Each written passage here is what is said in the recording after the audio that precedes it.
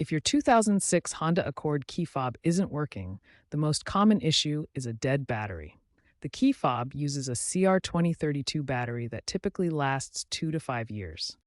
The key fob requires a CR2032 3-volt lithium coin battery.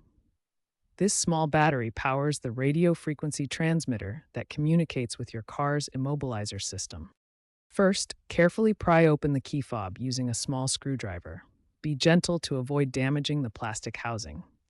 Remove the old battery from its holder. Insert a new CR2032 battery, making sure the positive side is facing up as indicated in the battery diagram. Finally, snap the key fob back together securely. Test the buttons to ensure everything works properly. According to experts from RepairPal and community data, this battery replacement fixes the problem in about 70 to 80% of cases. If the issue persists, you may need to reprogram the fob. If a new battery doesn't solve the problem, the key fob may need to be resynchronized with your car. This reprograms the fob's rolling code to match the car's ECU. Here's how to do it manually. Insert the key into the ignition in the off position.